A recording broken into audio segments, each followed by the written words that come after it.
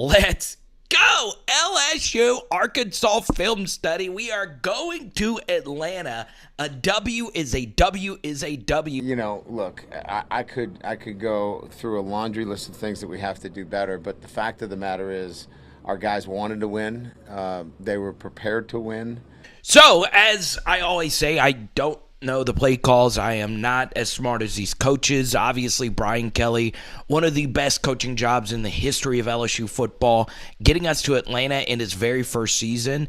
Man, really good stuff. And as you'll see right here, Jayden trying to change up the play call. It is loud. It is a true road game, something that we spend a lot of time talking about. But as you're going to see throughout the film study today, we could have witnessed potentially. Well, I'll save my super hot take for a little bit later. But for right now, once you take a look at this, there is nothing open right here. That's covered. Kayshawn slipped. This is covered. This is covered. This is good quarterbacking right here. It was a rush 3, drop 8. Maybe you could sit in the pocket and maybe something opens itself up on a scramble drill. But let's just go ahead and get whatever yards we can. Obviously, Drew Sanders was just an issue for us all game.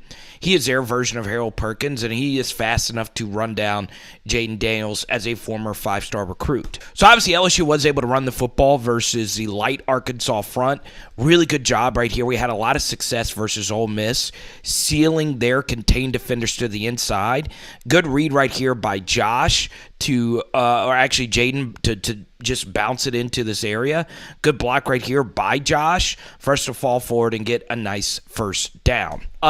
I don't know what Jayden was looking at here, though, okay? This is easy, all right? He's looking right at Mason Taylor. It's clear the corner is running with this receiver. This is just, some coaches call this Ohio. We had a lot of success versus Mississippi State. This is a go, and this is a flat route underneath. You have some chemistry with Mason Taylor now, something you didn't have early in the year. And this is, the simple truth. You can't just throw to Mason with the game on the line. You got to be able to throw to him throughout the course of the game. That's wide open. Take these yards right here. And Brian Kelly mentioned this about Jayden Daniels missing some throws, okay? The second throw that opens itself up is actually something you're going to see from the reverse angle, but this was a totally unnecessary sack right here by Jayden. Yeah, a lot of multiple looks. He was hesitant. He just didn't have that aggressiveness that he needed, and he wasn't sure at some of the things. So that's we got to do a better job coaching him, and he's got to be more assertive. All right, so you see right here, if you don't want to throw this ball to Mason, it's a rush 3, drop 8. Sit in this pocket. It's a good pocket, right? All right. So there's a few throws he could have made. All right. First thing is Kayshawn does eventually clear out right here, and this ball could have been delivered right here if you just sit and allow this thing to clear out. But where the ball actually should have gone is to Jure on this dig. But something that we know about, Jayden is he doesn't like to throw dig routes over the middle, okay? And that right there is a big miss, okay? Who's to say Jure can't break a tackle and turn up field with it? Okay, so you miss a throw. Now we're missing protections, okay? Drew Sanders, once again, is just really good, okay? Really brutal game for Miles Frazier. After a solid game versus Alabama, we never want to give up A-gap pressure, and Drew Sanders is just causing havoc, okay? Right here, it's tough, right? You're on the road. It's tough to make your calls. You're one-on-one versus a 5-star athlete, and you give up interior pressure. Just not good. And now they're bringing this A-gap pressure. This is the worst thing. We give up A-gap pressure right here, and through that unoccupied A-gap, we got an even faster player running right down the middle, and we're running all deep stuff as well, okay? Now, the thing that sucks about this is we would have had this deep post if we're able to pick that up, and you see, Jayden just has no chance, okay? But, at some point, what your offense needs to look like is a good pocket. We have a really good play call right here. 6 guys to protect all these blitzers. I mean, we've just got to be able to protect against this. And, the safety's running with Mason Taylor. That's what we want, okay? So, eventually, Safety sits right there with Kayshawn. This is a touchdown, okay? Jayden just throws that ball deep middle. It's a tutty. 3rd and 18, we pick it up with Josh Williams. And honestly, really well blocked. Good job pulling. But Josh needs to make somebody miss. And I'm telling you, I've never, and this includes Clyde Edwards-Hilaire's final year, okay? It kind of made sense that Clyde turned into something, right? What Josh Williams is doing is truly unprecedented. I love this play. And honestly, it was one of our better executed plays on the day. Look at how well this is blocked. This is honestly a really difficult block by Will Campbell. He's got to get to this guy's outside shoulder on this jet sweep and turn him to the inside, and that is exactly what he does. If he can't completely seal him to the inside, at least push him back. That's exactly what he does, and we're able to get just enough to get Malik through that gap. Tough block. Good job by Malik running after the catch, and he falls forward for some good yards, making that player miss right there as well. And really, really nice play call right there by Denbrock. So this is where, the coaches knowing more than us, becomes a big part of what LSU is as a team, right? Because something that we've been begging LSU to do, Matt Flynn brought it up in an interview recently, run more RPO stuff. Well, maybe when we rep it in practice, our RPO game just isn't run well. And honestly, this is one of the more hideous RPO executions I think I've ever seen from any team. See, Brian Kelly's frustrated. I mean, this is there. If I'm a coach, I am very, very, very angry about this because, look, if Georgia's going to play us downhill like this, or teams just in general are going to play us downhill, and sell out to stop the zone read run game with Jayden and John Emery, RPO game has just got to work, okay? It was there all day versus Tennessee, but maybe there's a reason why we don't run it because of stuff like this. So Jayden decides to pull it. This is the correct pull read right here by Jayden Daniels because not one but two defenders are sitting right here, okay? If they were back, you want to hand this football off. Good job by Jayden right there. It's an excellent read, but Malik is not looking for the football, okay? I don't know why he's looking at it now. Maybe he thought John had the football, but he didn't. So now I think Jayden is just spooked because while he's winding up to throw this football, Malik isn't looking.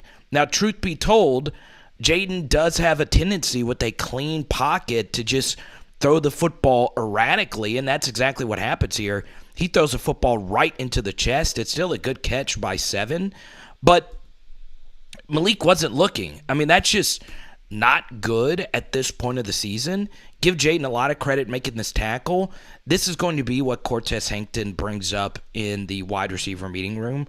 If a ball gets picked off, we need him sprinting, right? You need to be after it to make a touchdown-saving tackle because that was huge right there by Jayden. It reminded me a little bit of the Joe Burrow tackle of Xavier McKinney on the road versus Alabama in 2019. If Jayden doesn't make this tackle, this is one of his biggest plays of the season. This is a touchdown, right? And knowing how little points were scored in the game, that's a massive, massive, massive play. So if you're Malik, we need you sprinting after this. Don't ball watch. We have got to bring that guy down. And Malik is fast enough to hawk down a DB. The sign of a good team, though, is when your offense doesn't play their best, your defense steps up. And I know one person deserves all of the headlines, and that, of course, is Harold Perkins. But to be honest with you, everybody played well. Now, it took Harold Perkins to play phenomenally for us to win this game. If he doesn't have the game that he has, we lose. But I'm going to give Greg Penn a lot of credit. This was clearly his best game. And yeah, he stepped up big time. And this is just excellent stuff. So they try and throw on first down. Then on second, Rocket Sanders, one of the best backs in the SEC, Jaquelin Roy just dominating a offensive lineman that are going to play in the league. Roy was also phenomenal. And there's Greg Pitt again with Ojulari making a play. And on third, really smart decision, okay? They get exotic. 4 receivers to the left, 1 receiver all the way to the right. And we actually call a really good play. All right? Quarterback draws, twist stunts are excellent calls versus it because it allows a faster player to react to if the quarterback is just going to bail and run. Good job by Roy taking up 2 blocks. All we need right here is Ojulari to make this play. Even if he doesn't, we had some extra players right there to clean it up. Just nasty stuff from House. All right, some really good coaching right here by LSU, okay? You know, we tried to run Ohio, go route, out route. Let's call it with Kayshawn. Good read. And look at this. Their linebacker is all over this. Look at where this ball is thrown by Jayden. Bang. You can't play quarterback better than that, folks. Really good stuff. So every now and then I give you good picks. I don't know if any of you follow me on Twitter. I'm horrible at Twitter. I am at Carter the Power and at Power Hour LSU. I gave you Pitt to cover easy, and they did. And I also gave you the LSU Arkansas under in the first half. Let's go. So, yeah, you know, here it's just tough to see if anything really is open, okay? That looks open. I can't see where the safety is right here. But once again, Jayden does not like throwing digs. It's just something he does not like to do. And that's just there, okay, in that window right there. And he's looking right at it. It looks like that safety is way off of him. Okay, ball needs to be thrown now. You got a clean pocket, and, we're bailing on it, okay? And they did a really good job of just having 2 people. 99 had a good game for them. Fun fact about 99, his DL coach was my DL coach. But still,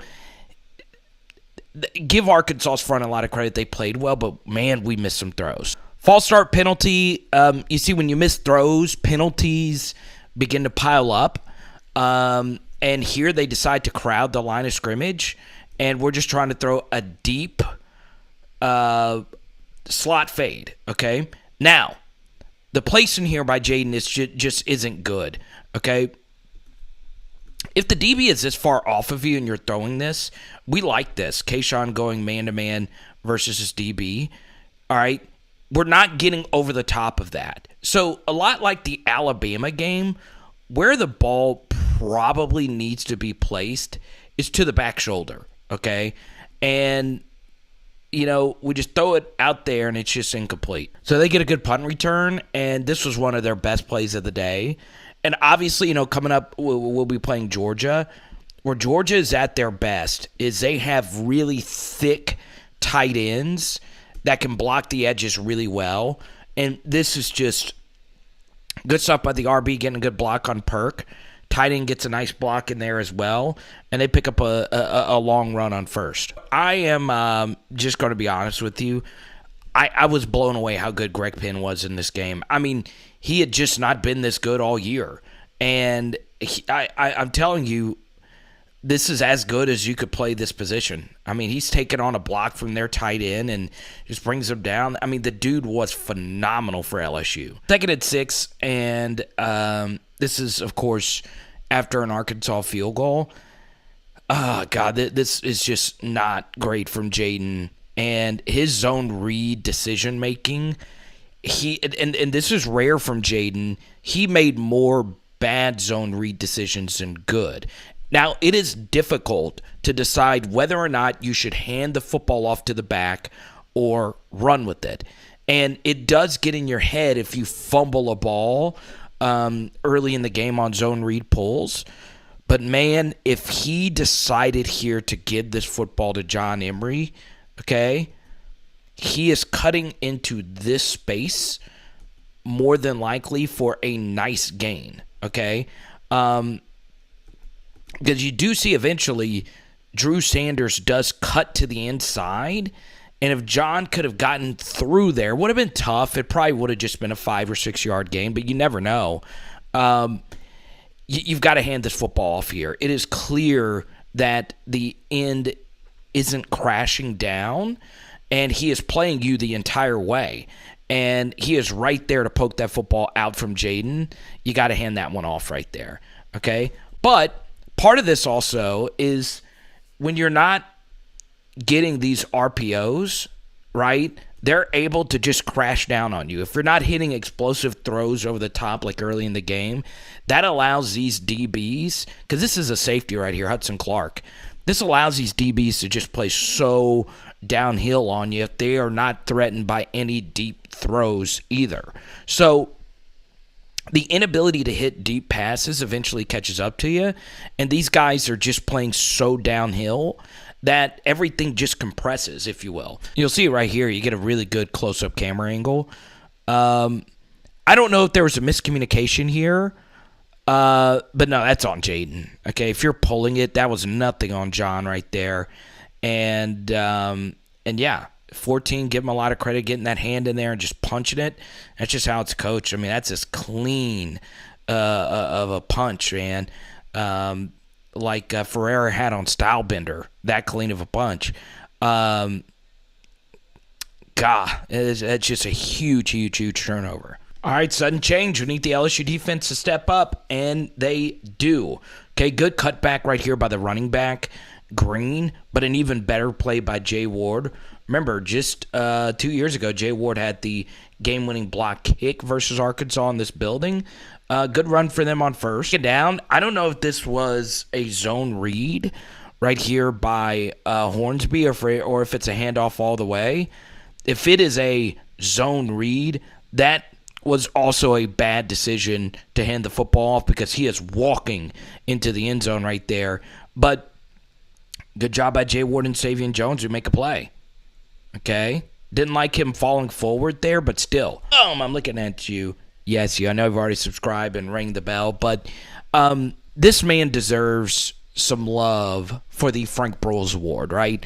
Which goes to the nation's top assistant. And this revelation came to me, obviously, in Frank Broyles' house. So Frank Broyles is an Arkansas legend, not only as a coach, but an athletic director.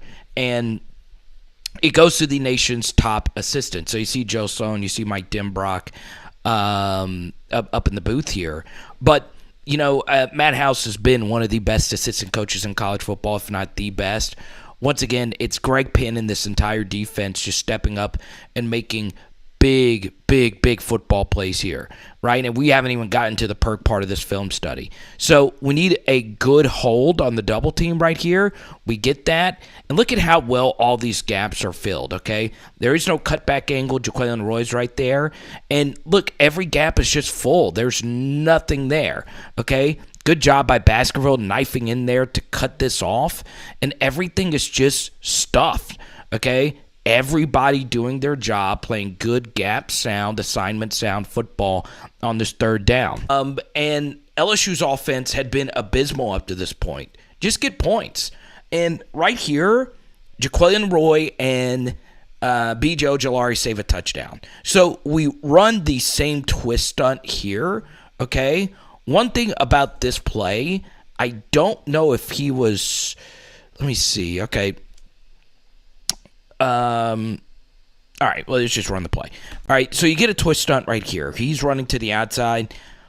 Now we are getting one-on-ones right here with our two best pass rushers, which is what we want, okay? And look at how well Jaquelin Roy comes around the edge here. And now we need B.J. Ojolari to step up to make a big play. And he gets pressure. And that forces Malik Hornsby to duck and bail on this play, okay? Now, why is that big? Well, you notice this opens up in the back of the end zone. If he had had time, he would have seen this eventually open up. But because we got good pressure with Ford and we had QB spies, good play by Wingo to clean it up, they don't get that tutty. You see, it's hard, right? It's hard as a quarterback when Savion Jones is blowing Tyquise Crawford back into the quarterback. I think Savion Jones is going to start playing a little bit more. He had a really good game. And look at all this pressure. And, you know, we just prevent that tutty. I mean, that is just huge stuff. Out under, we get out from under our own end zone. We get to this 3rd and 4. It gets a little cut off there. But we decide to run Armani Goodwin. You know, obviously on all 3rd and shorts, we want Josh Williams to be our guy. if not John Emery. Not that he gets Goodwin. He is a great number 3 back. But Josh has just been playing at such a transcendent level these last couple weeks. We just want Josh to get those big touches. All right, so we go for it here on 4th and 1. We're coming out of a timeout here. This was massive, an absolutely massive mistake by Mason Taylor. So what happens when you play true freshman on the road, okay? A little bit of a false start right there, okay? He jumps the gun just a little bit. And the funny thing about it was his block, even though it is to the play side, isn't the most important block right here, okay? Obviously, this is a zone read, so Jayden is reading this player. If he crashes down, you pull. This player does crash down, okay? Arkansas is screwed, right? This is exactly where we want him. Jayden makes a great pull read. We do get a great block, though, eventually by Mason to seal him, okay? But Jayden, now all he has to do is make this guy miss right here, and he does. And now they blew the whistle for false start, okay? Bumper Pool's not making this play, okay? Obviously, he slows down after the false start penalty, okay? Jayden is getting through there, and all he has to do is beat Hudson Clark, the safety, okay? But in actuality, I know it's 4th and 1. We want to make sure we get this yard. Throw this ball to Jure, and we have one blocker. There is nobody over here, okay? And honestly, it's off to the races, okay? But it's blown dead because of the false start penalty. So it's now 4th and 6, and Brian Kelly decides to roll the dice and go for a huge, and I mean huge, fake punt, okay? The Brad Wing play where if everybody's rushing, the punter, all he's got to do is pull the ball, okay? So he's faking like he's going to punt. That player obviously can't change direction that quick, and all we need is to get all the way here. But there was a holding penalty here on Mike Jones, and I'm going to be honest, this was a great decision by Mike Jones to commit this holding penalty. Now, does Jay Bramblett make this guy miss in the open field? We will never know the answer to that because, honestly, if he does, he's picking up the first down.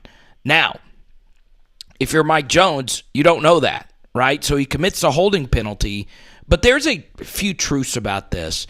What I would have done here is I would have had Mike Jones release because you're never going to be able to hold a block for this long. And remember, this isn't like a left tackle blocking somebody.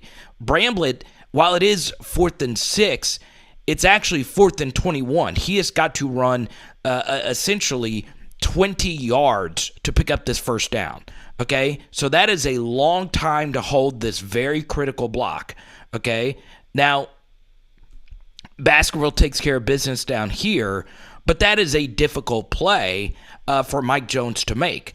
I'm glad he committed this holding penalty because if Jay Bramblett gets stopped right there, they get the football right there. But because we were able to pick up the first down, it forced Arkansas to accept the penalty and force a re-kick here or a replay of the down. So you could argue that Mike Jones' holding penalty was the most underrated play of the game. So they get the football back, and man, this is unfreaking believable stuff.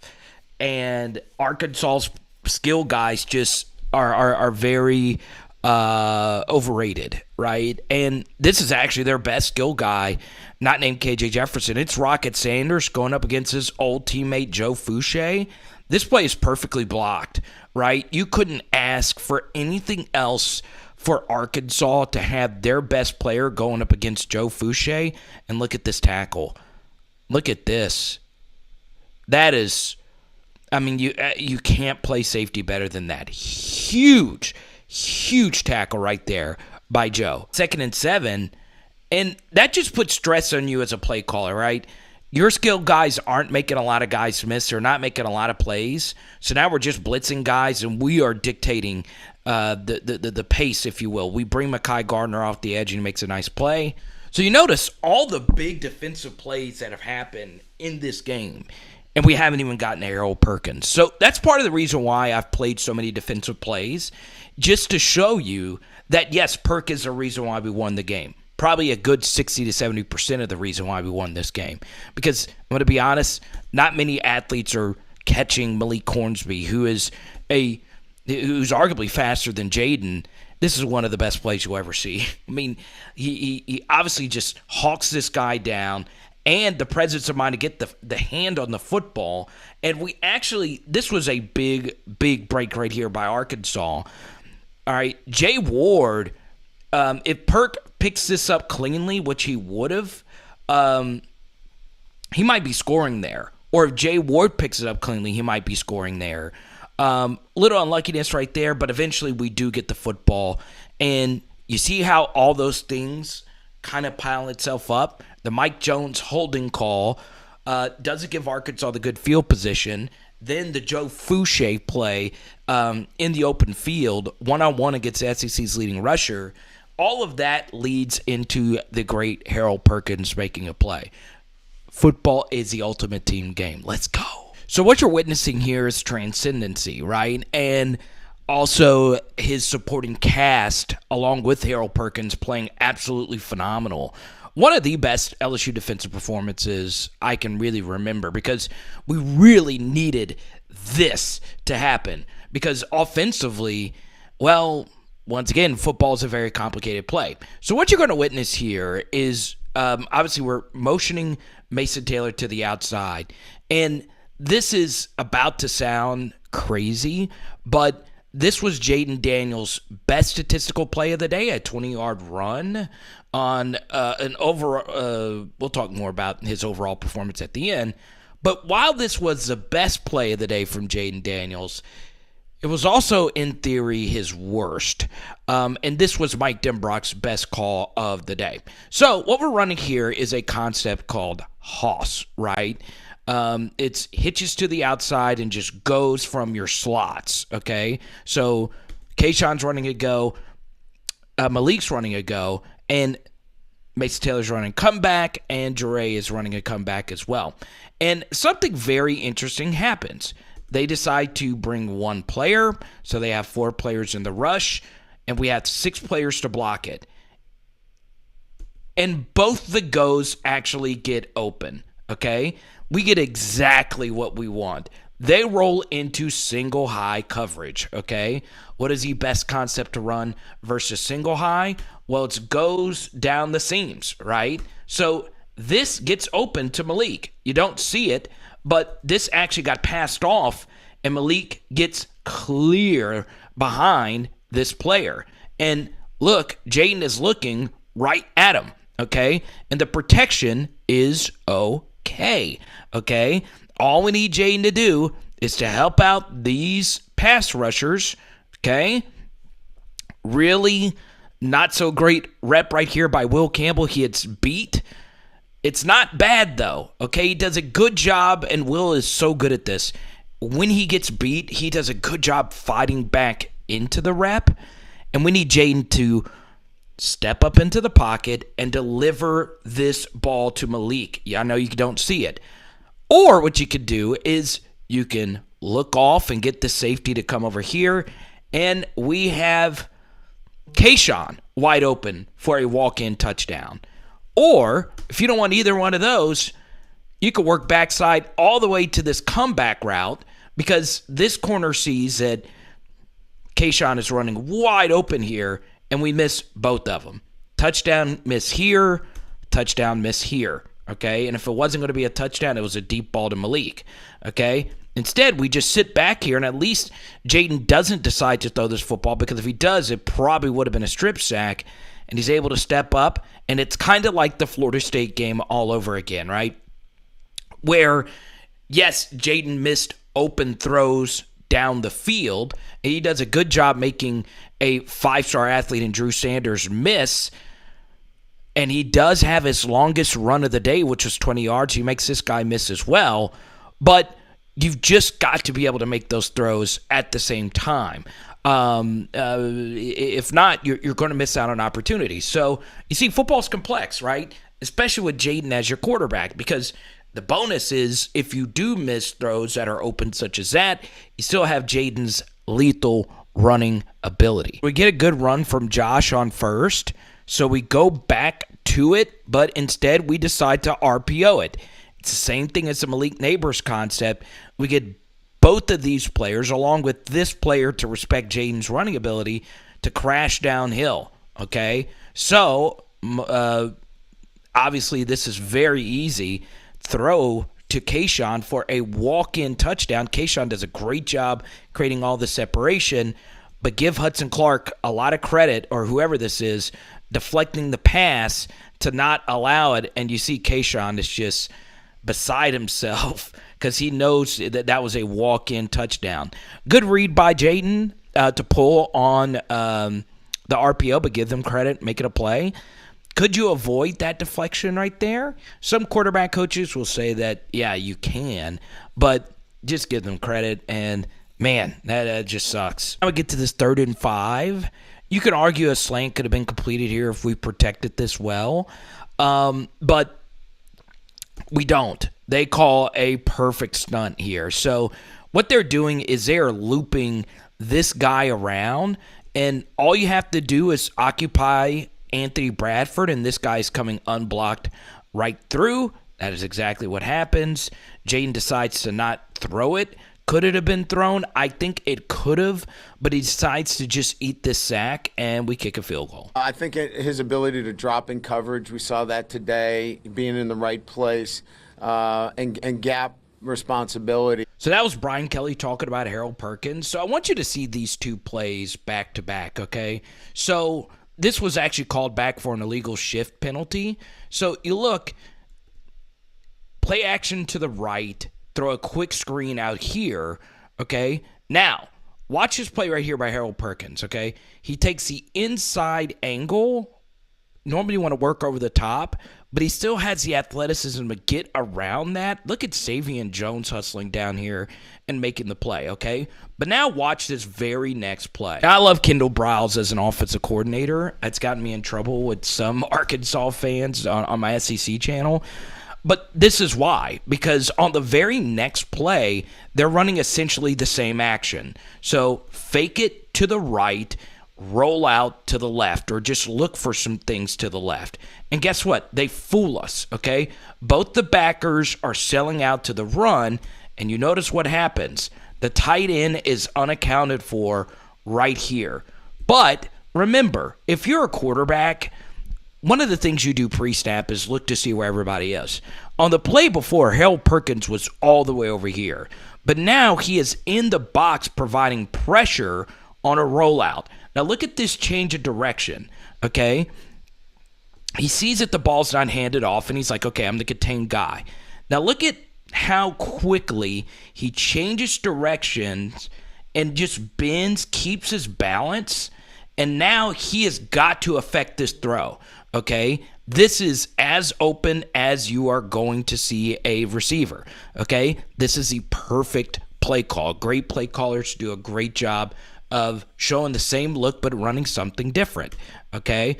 But notice what Perk does. He gets a hand right into the throwing motion, okay? Cannot stress how difficult this is to change your body direction against a track athlete at quarterback. Savion Jones does a good job getting his hand in there as well, and the ball gets deflected.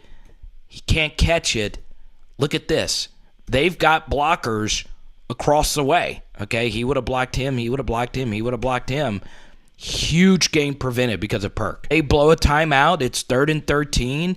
Got a Harold Perkins in a QB spiral. He's got the, as you can see, he faked out the guard.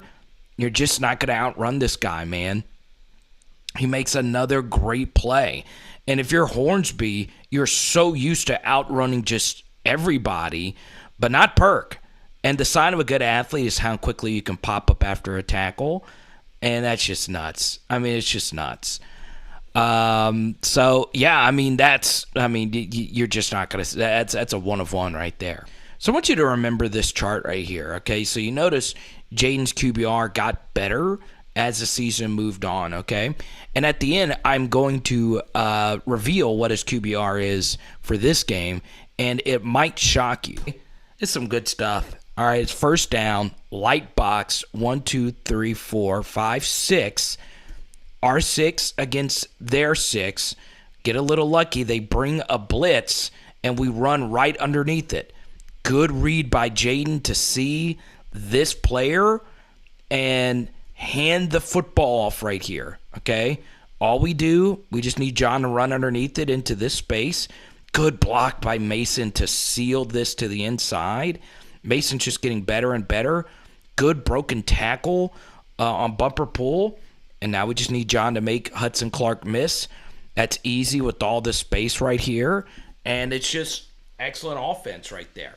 So we get a nice explosive play. Only thing here is ball security. The ball does pop out late, but he was down. Well, we ran into quite a few of them. They did a really good job of staying on the edge. They did not want Jayden outside the pocket. We should have been stepping up in the pocket a lot more. We tried to get outside. They were not going to let us outside.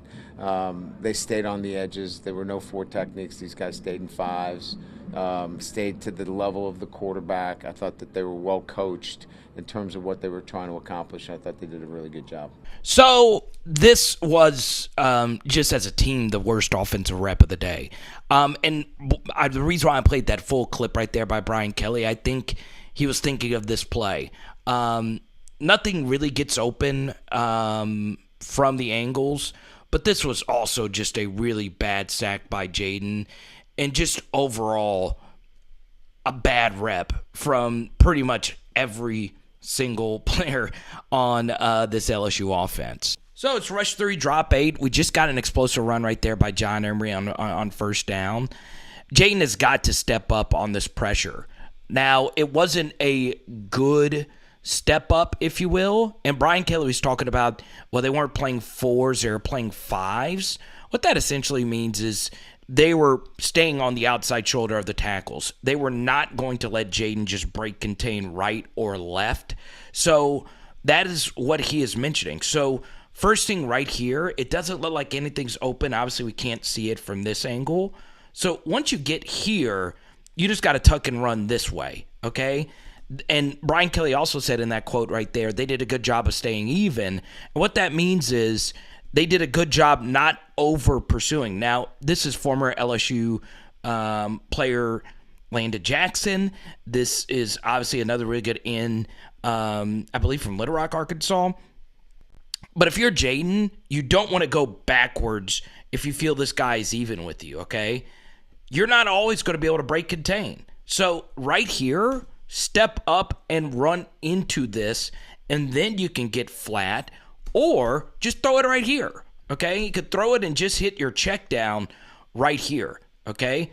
Now, that becomes difficult on a rush 3, drop 8 when 3 guys are blocking 1 player. Now, I'm going to be honest. I'm going to say it again for the second time. This player, Terry Hampton, his mentor was my mentor. And, this has got to be better, all right? Terry does a really good job right here of getting into this gap and just bull rushing Charles Turner. But if you're Anthony Bradford, you have got to knock this guy into yesteryear right here. But if we get just a small little nudge, and Terry is just dominating Charles Turner. Going into the year, Charles Turner, a big concern. He is not the biggest center, and he can get bull rush. It's exactly what happens here. Okay, so all of this is collapsed, but Jayden still could have run right through here, and he doesn't. Okay, so we could have hit a check down. Nothing's obviously open on the back end, so none of our receivers were able to get open, and we take a huge sack. Huge 12-ish yard sack. Give their defensive line a lot of credit. Only Emory Jones executed his block there, and it's just a disaster. That'll make any A head coach just sick. So a minute ago, you saw the names of our PHL patrons. We talk about a lot of this stuff in our private Discord. So if you want any questions about some of the stuff Brian Kelly says or just any plays in general, I do one-on-one Zooms and chats with our PHL Patreon members. So if that interests you, the link is in the description. Okay, so right here, obviously, in a perfect world, you want a quarterback throwing this football. This window is pretty clear. They're rushing 3, dropping 8. They twisted it into the inside. Protection is perfect. So in a perfect world, you want Jayden throwing the football now. Okay? You see him, he pumps a little bit and then waits to see Kayshawn wide open. And, if you throw that football a little bit earlier, it does give Kayshawn more room to operate. Still, it's a good throw. Excellent throw, and it makes it a 3rd and manageable. So good stuff right there by Jayden. So we skip ahead to the 4th and 1 right here, and it's just good running right here by Josh. Excellent block right here by Charles Turner when we really needed it. Got a little lucky that they decided to run a stunt this way. Kind of a bizarre call in that spot, but we're able to squeeze through there and get a nice yard right there. And Josh, of course, just delivering punishment. God, just nasty, nasty stuff. And their referee, bang. Ugh. I'm sorry, Rick. He just looks like a Rick. Oh, man. Oh, man, Rick. Rick. Wounded zebra. Notice, even after the big sack, we're still driving the football here. First down, good decision right here by Jayden to hand this football off. Okay? See how far wide this player is? So we want run right into the space. Good run. Noah Kane had a really good game. Okay? I'm telling you, these RBs for LSU continue to play well. Now, something I would like to see is this play's been very fruitful for LSU. Okay? Once we start this zone read stuff, let's start hitting this. Okay? Because we actually blocked the key block right there. But still, excellent run on first. 2nd down, let's just do the same thing. It's the exact same play. Notice it only took 10 seconds for us to run this play, and Jayden makes the right read again. This time, though, the player obviously sold out to the run a lot quicker, but the space was there to hand it, and we run it again. And this time, we're able to pick up a first. It's just good football. Now, Jayden makes a mistake. We go into 12 personnel. We take a wide receiver out of the play, and now we're in a 2 tight end formation. Cole Taylor's not an eligible receiver, so it's important for him, to get a very key block right here. And this time, Jayden makes the wrong decision, okay? It is clear, in my estimation, that this player is selling out to stop the run, okay? Also, since we handed the football off 2 times in a row, that would tell me as a quarterback that they are going to start playing the run a lot heavier. I'm pulling this here if I'm Jayden. But once again, it's a lot harder when you're actually boots on the ground. Maybe Jayden decided to not pull it because of the fumble earlier. But, oh, man. It looks like 8 is squeezing down on this pretty hard. And this is a walk-in, kind of like the Florida TDs. Jayden scoring this, ladies and gentlemen, because we got a good block here. Would have gotten a good block. Actually, it would have been Jayden versus Quincy McAdoo for a tutty. And just a bad decision right there by Jayden. 3rd and 8, we're lucky to get a wide angle here. This is honestly tough. It honestly comes down to your keys and how you're coached. Okay? Man.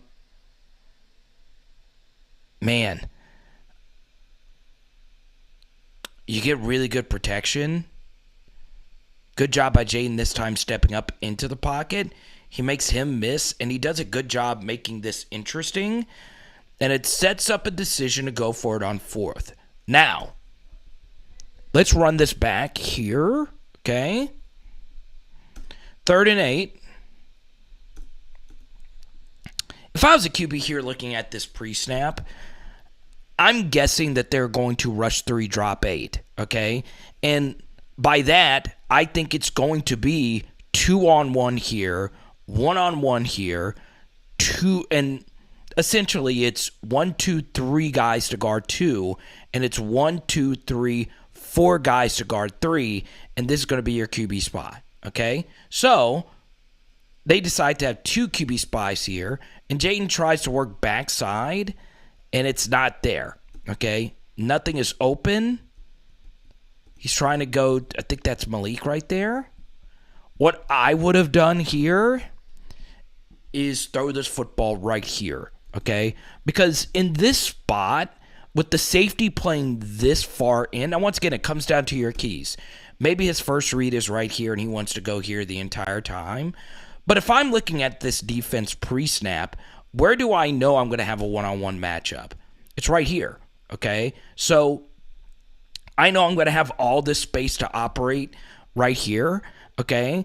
And this safety is just too far to the inside for this fade to not be here. So pre-snap, I would have gone right here.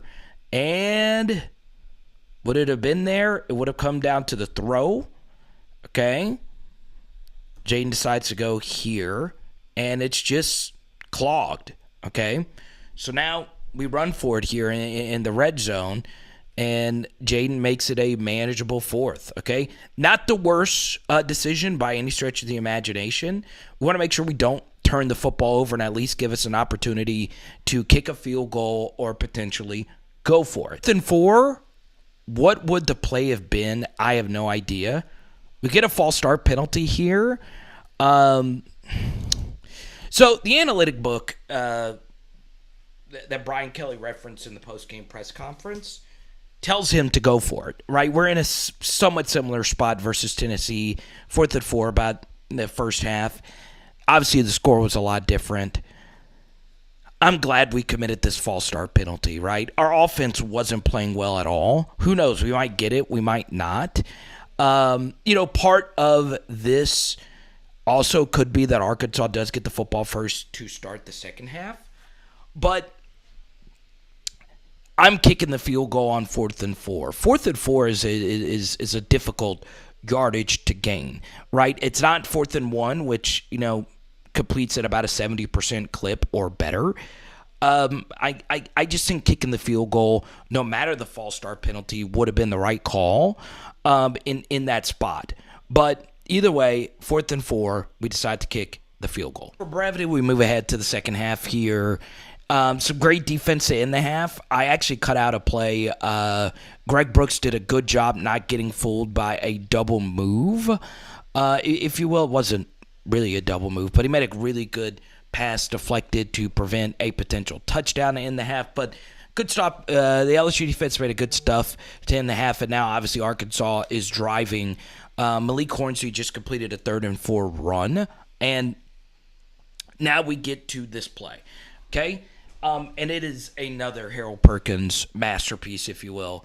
It's just too much for offenses to deal with because he just covers so much space as this edge nickel type of player, okay? So the position Harold Perkins is technically playing is outside linebacker, but in actuality, he is a nickel, right? He is the slot corner, if you will.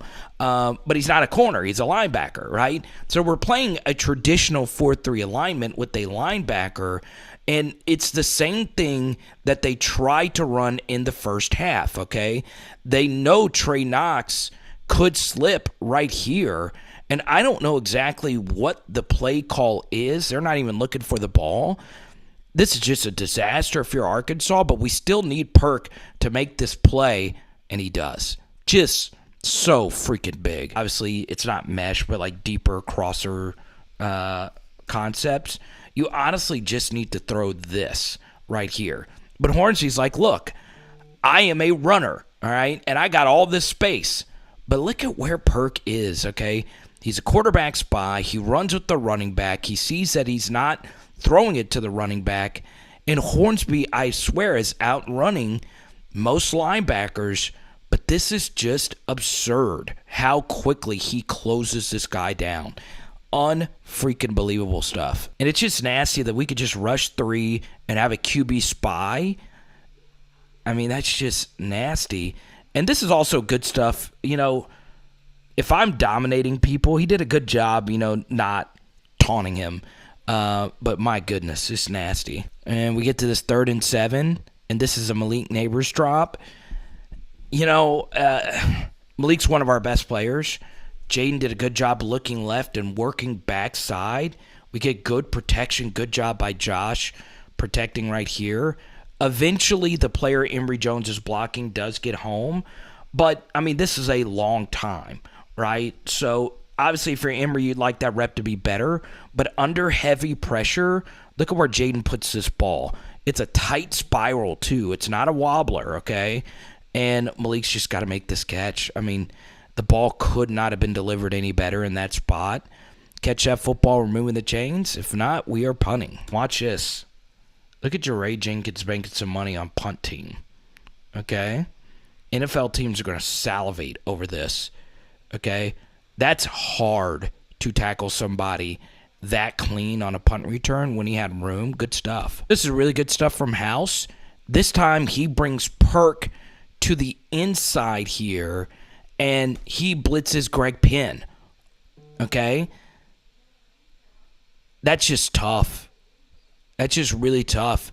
And Hornsby feels this out too late. Penn hits him. And honestly, we almost got a pick six. He almost threw this ball right into Perk. That was close. Good stuff by Greg Penn. So Arkansas decides to go for it here on 4th and 2. You're down by 3.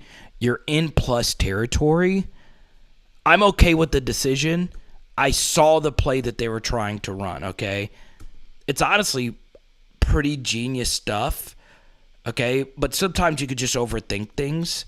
And what they were trying to do here is play as if this was a run to the right, and they're trying to get Greg Brooks to come downhill and defend this play as if it's a run, okay? But then stop and throw the deep crosser right here to Hazelwood. It's covered. Good stuff right here by Greg Brooks, okay? I also think Hornsby was spooked a little bit because of how quickly B.J. Ojolari got here, okay? Good stuff by Ojolari pursuing this. He was intended to be unblocked right there. And it's just too much pressure, and he's overwhelmed. Good job by Ali Gay to get some pressure there as well. And we get a huge play. So now we get the football in excellent field position. And now we just got to capitalize on it. Could not block a play any better than this, okay? Now, all we need John to do is just cut back right into this space, okay? And Drew Sanders did a good job recovering, okay? Now, the issue is John and the ball security again, okay? Yes, he was down, but you just don't want the ball to ever be on the ground. Good stuff by Emory Jones. Really high football IQ. Really good football instincts to fall on it just in case. So we move ahead to this 3rd and 3. Excellent. Excellent stuff right here by Denbrock. Fake the quick pitch to the left, okay? They've got to respect it, and now we just need good blocks in the middle. We just need Jayden to bang it up in there, and he's really freaking good at running, and he gets straight through there for a nice first. Good call. And earlier I said the 20-yard run by Jayden was the best play of the day from him. This is it. 1st and 10.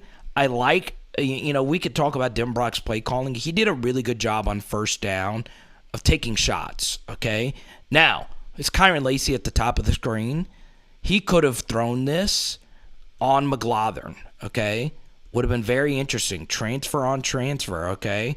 Jayden decides to not throw it, okay? Draw the safety to this play. He fakes it, and he knows he has Kayshawn running backside, and the ball is well thrown, okay? Is it a little bit of a wobbler coming out of his hands? Yes, but we've seen Jayden do that all year, okay? He throws a strike to Kayshawn when we really needed it. Excellent stuff right there by Jayden motherfreaking Daniels. Good stuff. Job by Mike. After the big play, only took us 17 seconds to get to the line of scrimmage to run this thing in. Good decision to hand it there, and we score our first tutty. Boom! Got to make sure you're still awake. I hope you already liked, subscribed, thought about donating, joining to the Patreon. Love seeing the fight from LSU. The one thing I'll say is everybody played hard. Like, that's ultimately what you can all ask for in the grand scheme of things.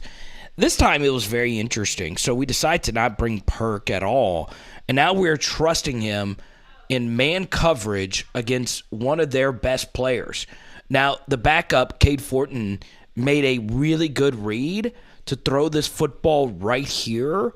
But look at Baskerville just reading his eyes, seeing the passing angle, and just deflecting that ball. Huge, huge, huge play. So the sign also of a championship team is playing poorly, but one side of the football helping out the other side of the football and putting the team away. And I thought for a second that LSU was going to be able to score a touchdown, maybe on this drive, maybe on another drive, and put an Arkansas team that, quite frankly, isn't all that great away. But that is not what we were able to do. Okay? So on first, we decide to run here, and it is an excellent decision to hand this football off to Josh. Okay? He cuts up in here, and we get a nice explosive run right here on first, and this is just gross. He's starting to make people miss at a high rate. That was a Clyde Edwards-Helaire level play, okay? And you're starting to see a lot of the Clyde in Josh Williams begin to come out, right? He's special. Like, it's just the truth, right? We saw it really beginning in the Florida game when he made Javon Dexter miss in the hole and just drop a 50-yarder. Career high game for Josh, and it's because of plays like that. So now it's 1st and 10, and we're going to try this RPO thing again, okay? At this point, you know, this is such a clear throw read, but I prefer to just hand it to Josh, let him decide the game. He might not have gotten nothing here. He probably wouldn't have. Still, this is technically the right decision to throw this ball. This just, to me, isn't the best route right here by Malik. Sell vertical, and right here, it did get deflected. I just don't think this was the absolute best route either. And, man, I don't know what we could do to prevent this, but this stopped a bunch of big plays, and I still think this is getting completed, right? It is frustrating, though, when you try and get that RPO game going for the third time. We just can't hit it. One goes for an interception. Another should have gone for a touchdown and gets blocked. And right there, it gets blocked on first. All right, so it's 2nd and 10. They're just playing so downhill on us that they're dictating the game, right? Right here, though, at some point, if they're going to play press on us with no safety help over the top, that is disrespectful, right? This has got to be an auto go to the go route, okay? But once again, we've just been struggling to throw the football down the sidelines, okay? So what we're trying to do is run a screen. Something else they started doing when they blitz these linebackers, they also know Jayden won't throw to the middle of the field. I mean, that's disrespectful, right? So now the defense is dictating the terms, right? They know we like throwing quick stuff to the outside, and they know we're not good at getting these balls down the sideline. We're starting to get figured out a little bit, and it is a little scary, right? And when they don't have to account for the middle of the field, if they don't have to account for deep balls down the sideline, where honestly, if you are a member of the Patreon, you know this. That's where Liberty killed Arkansas last week. Deep third throws to the outside. They're just going to dominate us. And that is what, frankly, happened on this drive. All right, it's 3rd and 12. And we are motioning to Jure right here to stack these two receivers.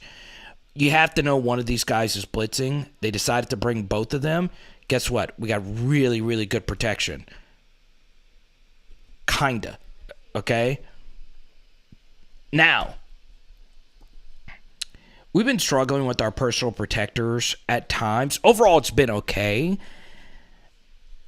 I know this defender, this is a DB, is getting a running start, but we need our guard and our running back to stalemate this a little bit better. Instead, he's kind of able to split this and just get into Jayden's way of throwing this ball, okay?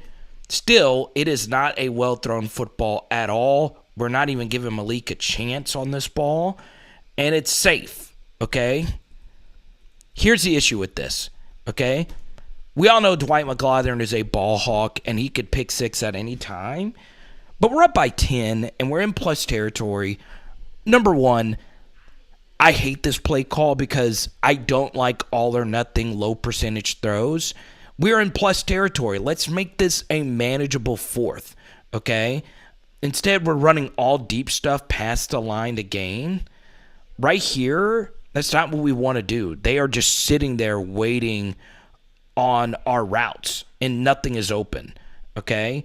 Not Denbrock's best call in this spot. Poor execution all around, though. I mean, that's such a low percentage throw, okay? Still got to give Malik a chance.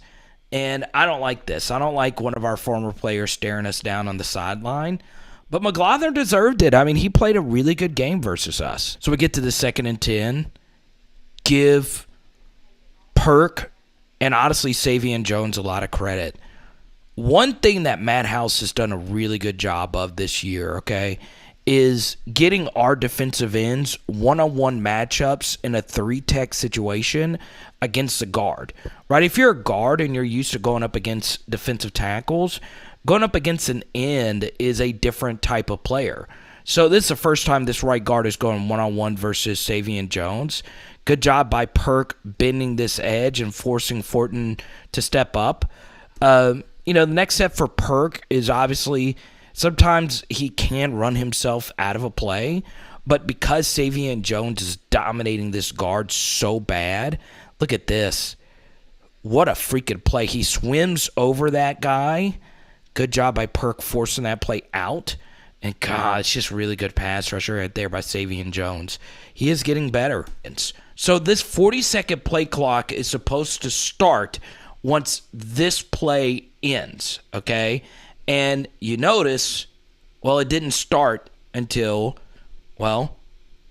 after the clock went 40. So now that allowed Arkansas to wind the play down and get a break to start the fourth quarter here on 3rd and 17 and call an absolutely perfect play. And they do a good job. First thing, they chip right here to help with B.J. Ojolari, okay? And the second thing is they're blocking these twist stunts really well, okay? So Arkansas just protected this perfect. And Cade Fortin decided to throw an unfreaking believable strike over the top in this window to Matt Landers. Now, it looked like that was a misplay by Greg Brooks, but number 14, the post route held up Greg Brooks on that play, and that allowed that play to Matt Landers be completed. So give them a lot of credit. They made a really good play on 3rd and 17. I prefer our 3rd and 17 over that one, but still. Right here, though, this is a massive mistake. All right. They're running zone read with Cade Fortin, okay? And guess who's in the game? All right.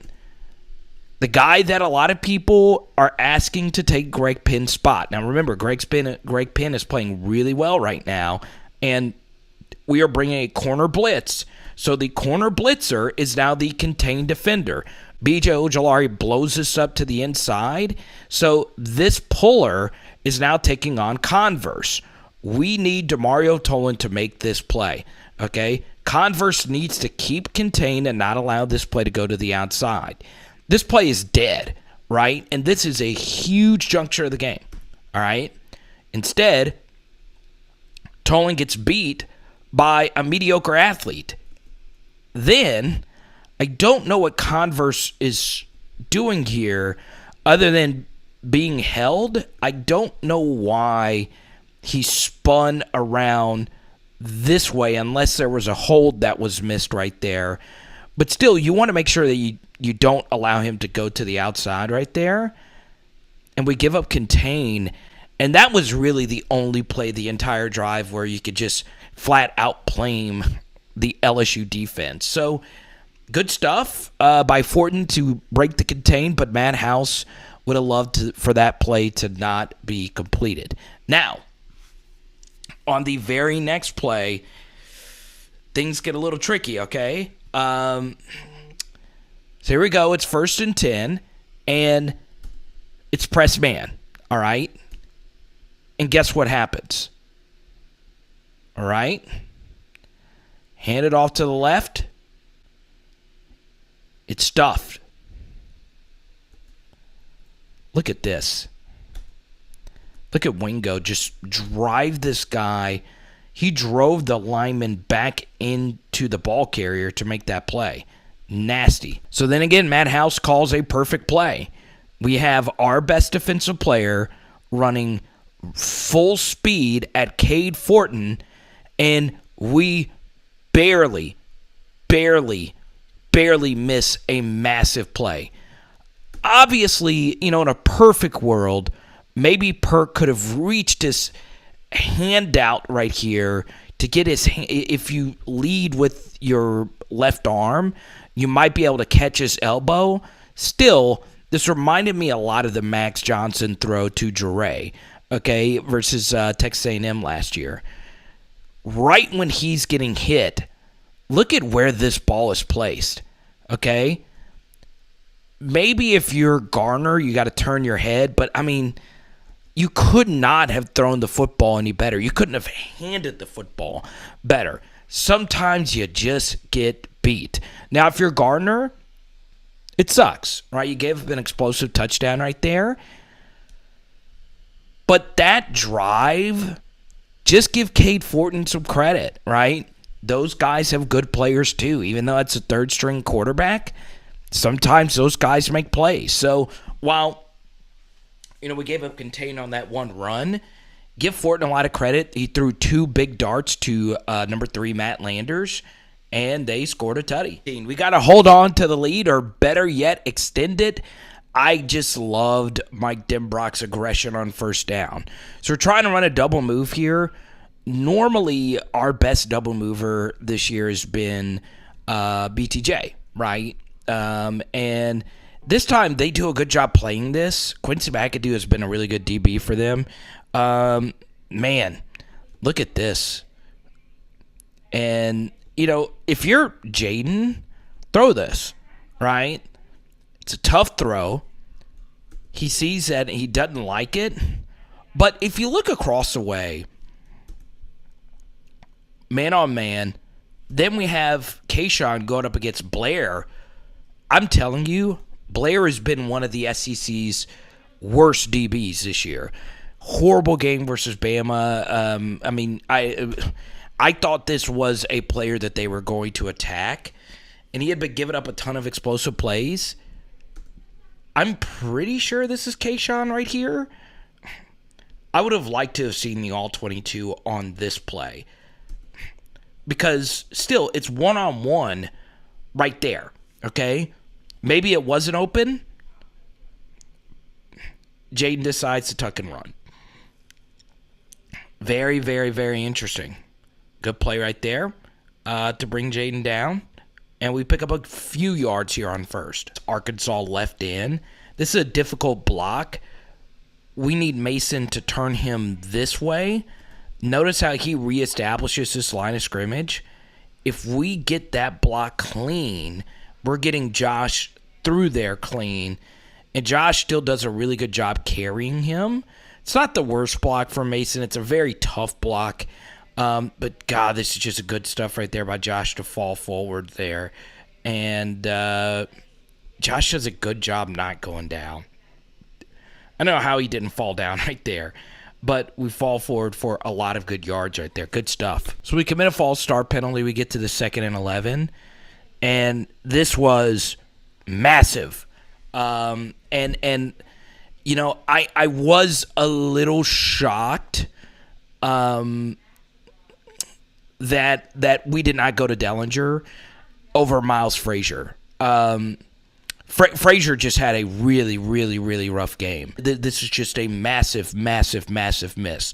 So this is tough, okay? This is really, really, really tough.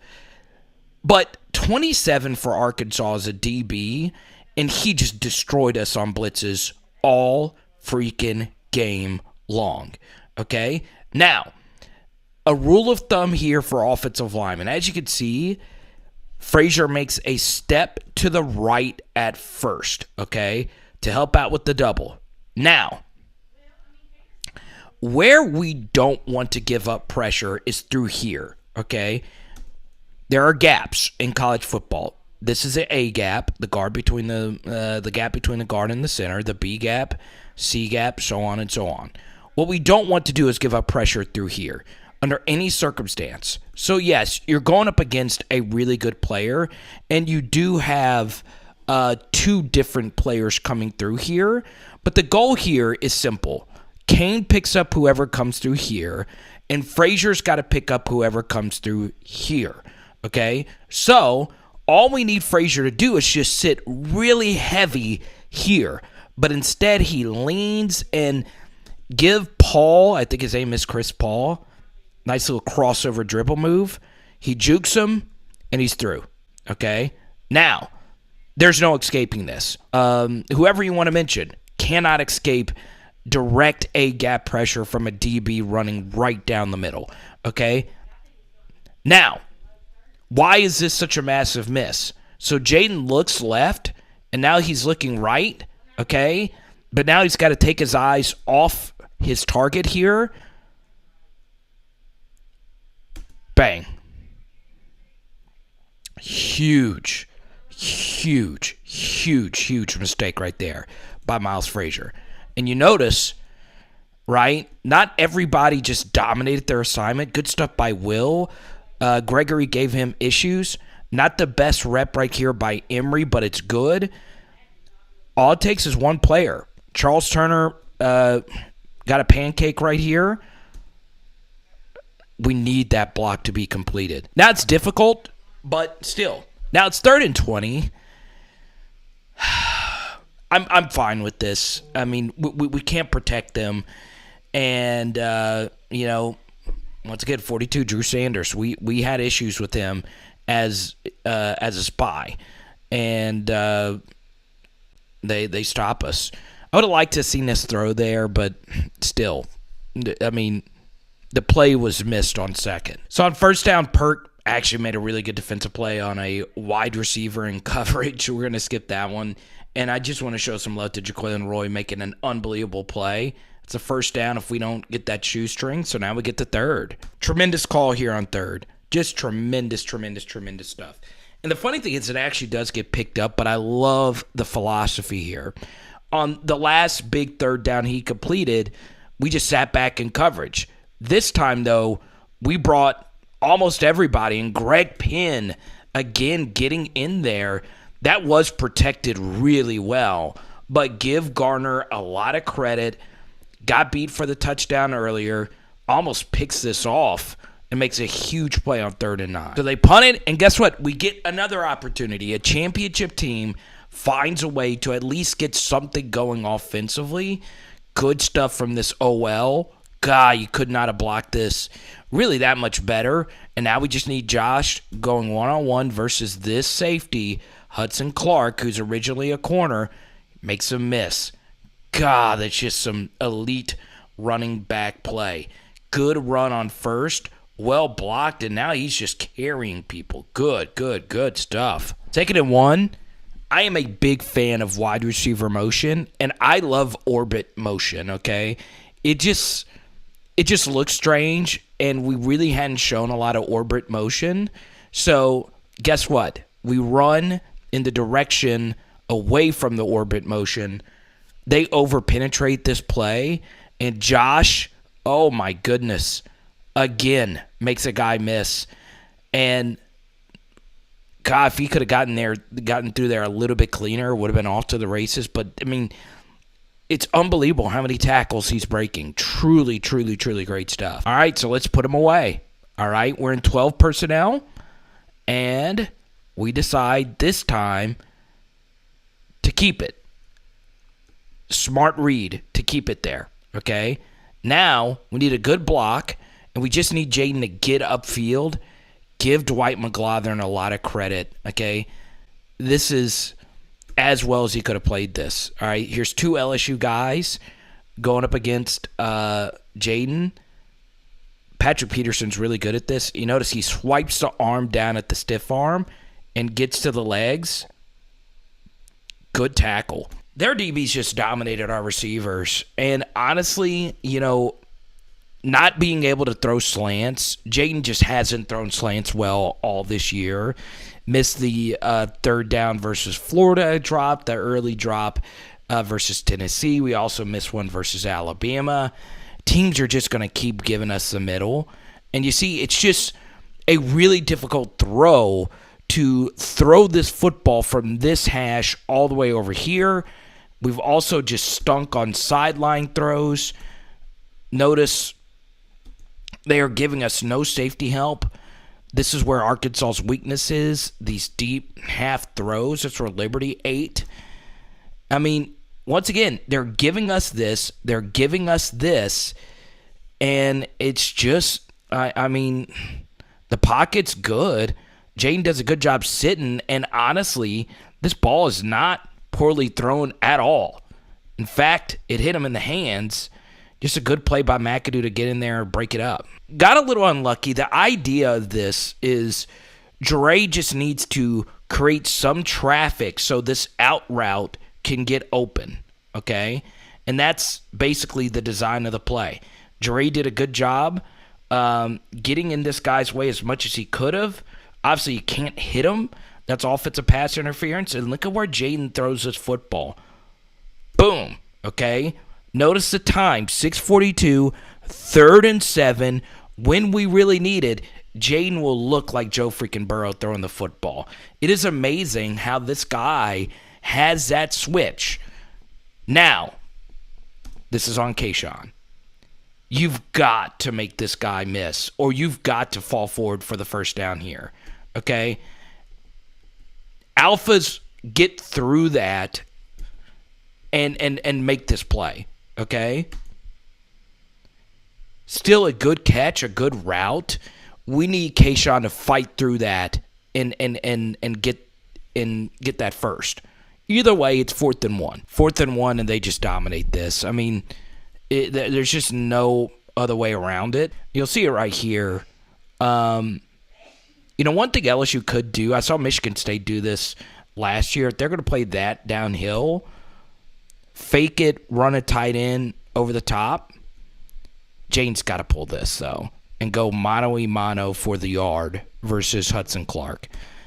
And Jayden's pull reads weren't good all day. The zone reads, I would say he probably made the right decision maybe 50% of the time, mix in there a fumble as well. It's hard, right? It's going so fast, and Arkansas did a good job, as you heard earlier with Brian Kelly, just playing the edges all day. So give Blair credit. Good play. So now we need our defense to step up. And remember earlier when they blocked this well and Joe Fouché made the open field tackle? It's hard to rely on that. Rocket Sanders is a good back. This time he makes Fouché miss, but I do like that Fouché made it difficult, okay? It wasn't the cleanest missed tackle right there. Good hustle by Ojulari to get back in, but Arkansas gets a nice gain on first. Get down, and guess who makes the play here, okay? Greg freaking Penn. Phenomenal game by Greg. Makes a great open field tackle here. Good stuff. Really, really good stuff. 2nd and 12.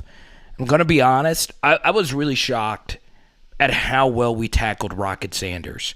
He's wearing that Darren McFadden number 5. I know that could be, brutal for us LSU fans. Jaquelin Roy does a good job slowing him down. And then Micah Baskerville makes a nice open field tackle. And he gets basically nothing out of that. 3rd and 10. Well, guess who steps up and makes a play for us? Harold freaking Perkins again on 3rd and 10. Great pass rush move to dip under that, turn the corner. It's just so nasty. And get a little unlucky that they do rule this a forward pass. Is it the right call? I don't know.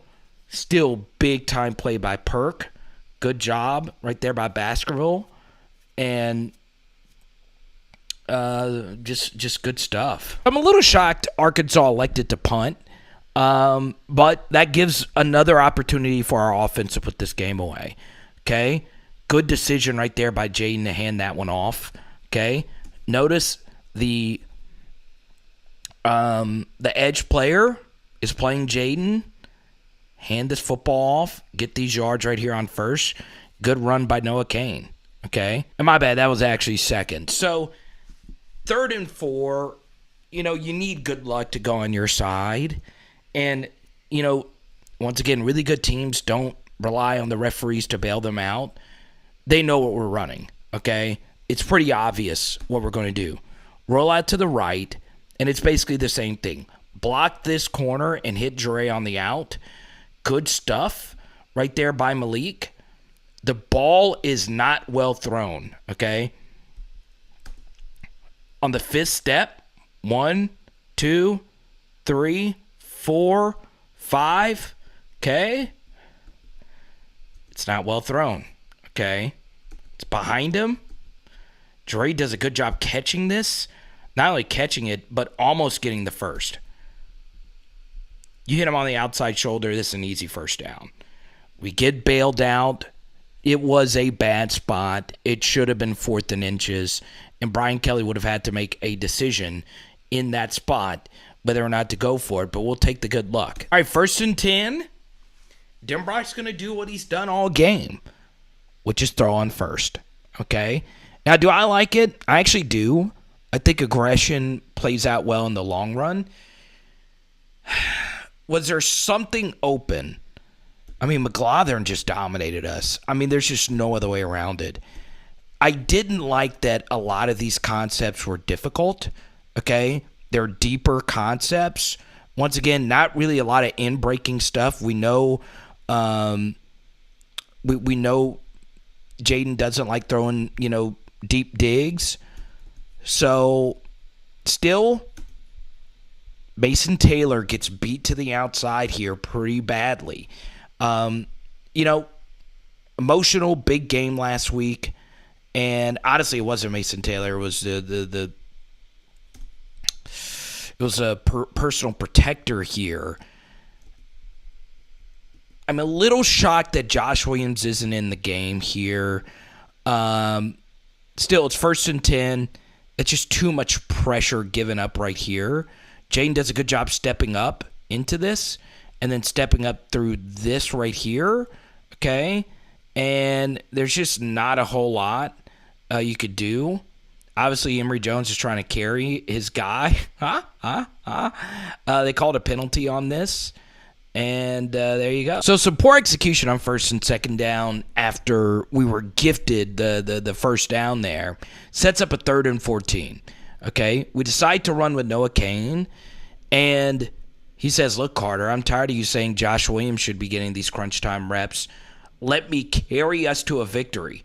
This is absurd. This is an absurd run. And look, they got him, even after all of that. But my goodness, the hustle right here is excellent as well. Okay, and eventually he falls forward, and Brian Kelly has to make a decision whether or not to go for it on 4th. Well, I think I use analytics, in making some of those calls. But today, for example, I punted on 4th and 1 late in the game. I think it was about 2 minutes or so left in the game. That was a go, analytically, to go for that. I chose not to. They were out of timeouts. I thought that we were playing better defense than we were offense. Boom! I'm looking at you. Yes, you right now. Okay, so before we break down these final few plays, I love Josh Williams. Just look at this. Cheering on the team, even when he's not the one getting the carry. Noah Cain getting that big-time decision. So before we actually break down this play. Cade Fortin gets a nice completion here on 2nd and 10. Should Brian Kelly have gone for that? 1 yard, you win the game. Yes, he should have. And even he admitted there that the math overwhelmingly states that you go for it in that spot. But if there was ever a case or a game in which you punt that football, it was this one.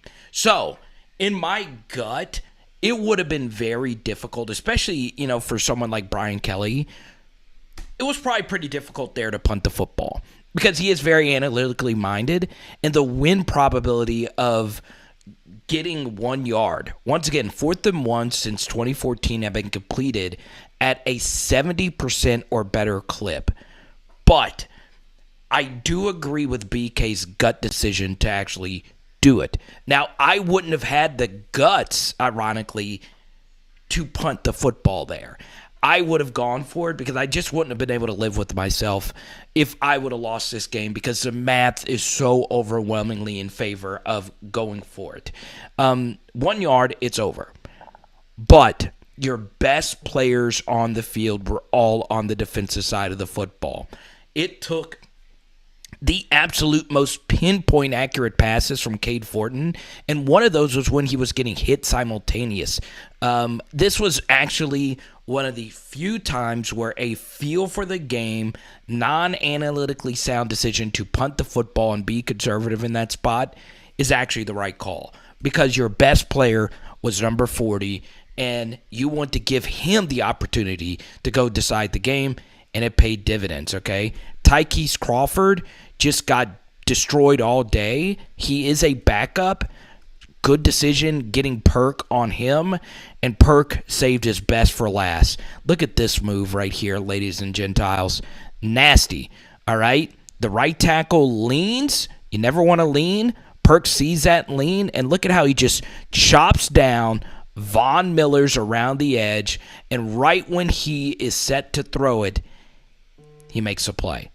Now, the person that actually saved the game, though, wasn't just Harold Perkins. It is, to me, one of the most high IQ football players I have ever seen in an LSU uniform, and that is Mekhi Wingo. Now, you normally consider offensive players high IQ, right? But give two players credit here. Jay Ward rushing to go get the football, but notice the only person, Ojulari and I say Guillory, Jaquelin Roy actually stopped.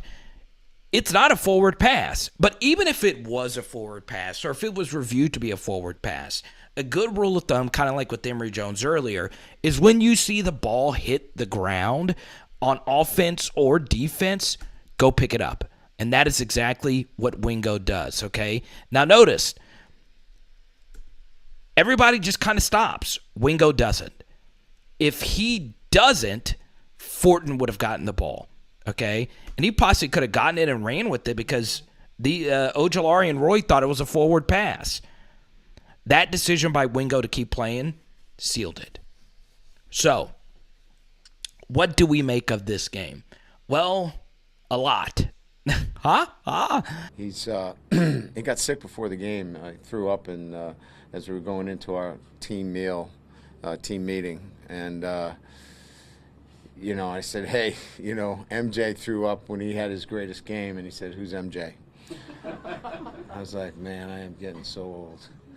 But yeah, he's pretty special. What kind of sick was he? Flu. Yeah, no problem. 4 sacks. Bam! I'm looking at you. Yes, you right now. So, I hope you already subscribed, rang the bell. Obviously, it took a while to put this one together because it was such a complex game, especially, coming after the Alabama game. But let's put historical perspective on what you guys witnessed. I don't know if I've ever seen a single LSU defensive game performance better than Harold Perkins in this game. Now, to provide some extra context, you saw that it took Ojulari, Roy, Wingo, Fouché, Jay Ward, Gardner. A lot of different players were really freaking good for LSU. Greg Penn.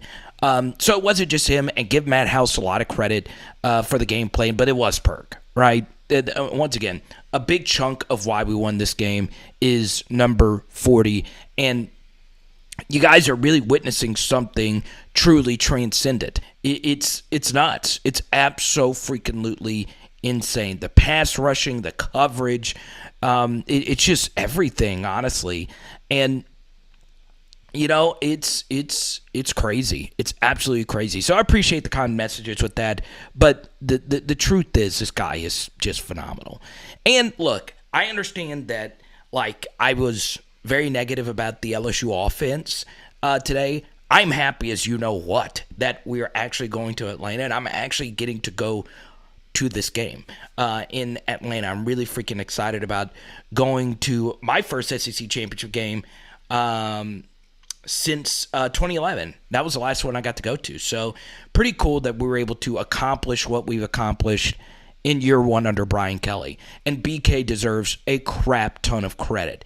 Yes, did we get lucky in the most hangover of hangover spots we've ever seen at LSU, that we played a not-so-great quarterback situation the very next week? Yes, and historically, Brian Kelly has had a lot of quarterback luck. I've shared this stat before, but every year now, Brian Kelly has had a game in which the opposing team's star quarterback missed the game versus a Brian Kelly coach team. And obviously Arkansas is basically nothing as a team without KJ Jefferson. So, yeah, I mean, that is by far a big reason why all of this happened. Obviously, KJ would not have played as badly as Malik Hornsby, and Fortin did some good things, but he's not good. So we did get some luck with that, but, we also got some other big-time lucky plays. Obviously, the Jeray Jenkins spot. Got lucky on the fake punt wouldn't have worked if Mike Jones didn't commit that clutch holding penalty. There was a lot of good breaks for us to win this game. But honestly, the focus should be on Harold Perkins, number one, and number two, because this will always be remembered as the Harold Perkins game. But number two, this game will also be remembered as the clincher of the SEC West in year one under Brian Kelly. And a hat tip to Alabama to actually get the job done. Now, Alabama had some really controversial calls go their way, which is why I'm here to tell you to subscribe to Power Hour SEC, my SEC channel. That is growing. We're trying to get to 1,000 subscribers, so I would really appreciate if you go subscribe to that channel. Now, we got to talk about the elephant in the room here. And before I actually talk about Jayden Daniels, understand that this guy has obviously been a net positive. I mean, he's our most valuable player. He plays the most valuable position. And as Brian Kelly mentioned after the Alabama game, you oftentimes are going to play as well as your quarterback is going to play. Unless, of course, you get a generational defensive performance along with it. And that's what it took for us to win this game. Showed you that chart earlier with this QBR consistently being over 80. Now, before I reveal Jayden's QBR, if you're watching this on a premiere, wherever you're watching this, I want you to guess on a score from 1 to 100. And QBR takes into account the level of competition you play. QBR takes into account a lot of different factors. But I want you just to guess what Jayden's QBR score was while I share a few things really quickly here, okay? Obviously, quarterbacks, it's not just Jayden, right? And obviously making this tackle was massive after the interception. It's not just Jayden, right? Our wide receivers did not play well. I didn't like some of the play calling. But what's really bizarre about this performance from Jayden was he did have a good running game attached to our offense, right? Normally a lot of bad quarterback performances are because you couldn't get anything going on the ground. We did establish a lot on the ground, and our running backs are playing at an surreal level right now, and Frank Wilson deserves a crap ton of credit for developing what looked to be not so great room. But man, oh man. I'm going to reveal Jayden's QBR, and it might shock you. Out of 100, his score was 9. Not 90, where his QBR had been. It was 9. It's going to sound really bad, but Max Johnson has never had a QBR under, like, I believe 25 or 30. 9. That's atrocious. Now, it's not all on him. I will say the LSU offensive line struggled, but as Brian Kelly, and I'm not going to play this clip from the press conference. You notice I played a lot of press conference clips. It is unbelievable how good Brian Kelly is at assessing a game that quickly after a game without watching the film, especially if you're on the field and you can't really see everything. Look, sacks are overrated when they come to offensive lines issues. You know, sometimes it's as I mentioned, the quarterback causes sacks. Sometimes it's the back. That's not fitting. You know, when you break it all down, you don't want your quarterback sacked at all. Like I said, I think they did a really good job of bringing pressures, and I think we probably needed to do a better job overall in pass protection. You know, I'm not giving the offensive line a pass here, but anytime you're talking about sacks, you should look at everybody, including the coaching of it. You know, we all are responsible for that. So I went on ahead and played the clip, even though I said I wasn't. But, you know, I wanted you to hear it from the actual, you know, talisman himself. Oh, man. So let me put it this way. We know Jayden could be a very hot and cold quarterback, right? We knew this. And I'm still blown away that he performed this poorly. And I'm going to say it 1,000 times over. I shared that Max Johnson stat a minute ago. I'm not saying I would prefer Max Johnson. We would not be where we are if we had Max Johnson as our quarterback. Probably be a 4-loss team, to be honest. I'm just showing you how hard Jayden bottomed out in this game. It is honestly jaw-dropping that it was that bad. And I just did not expect on the rewatch to see as many mistakes, and we pointed them out, you know, throughout this film stretch. So hopefully we build on it. I'm still a big Jayden fan. I'm still a big believer in his story. I'm still loving his leadership. I loved the throw to Kayshawn, you know, where Kayshawn was stopped short. And I honestly thought Kayshawn was our best receiver in this game. He honestly was fantastic. Should have had a bigger day with a few better throws on some other plays. But man, so yeah. Shout out to Ramos. Obviously, a lot of field goals in this game, too. But Ramos was really good in this game, and Harold Perkins was as well. So comment down below your thoughts on today's film study. And, man, I hope Jayden plays better. I really do. And I hope we start – and I'm going to save this for later in the week. I hope we start, you know, throwing more stuff over the middle. And I'll do more breakdowns of what I would do differently offensively, you know, throughout the week. So make sure you tune into that. And, yeah. Shout out to the great Harry Styles rocking the LSU Arkansas gear, but more LSU than Arkansas. There you go, Harry. But yeah, I'm so ecstatic, right? As critical as I was of Jayden, I'm so happy that this man led us to victory. We don't beat Alabama without him. We don't beat Florida without him. True teams find ways to win games that are as ugly as this one. And honestly, over the past decade, a lot of these Arkansas games have just been hideous. So just find a way to get it done, and you keep moving on. Let's go. It is Power Hour LSU. Boom. So shout out to a couple of our patrons, LJ and Jared.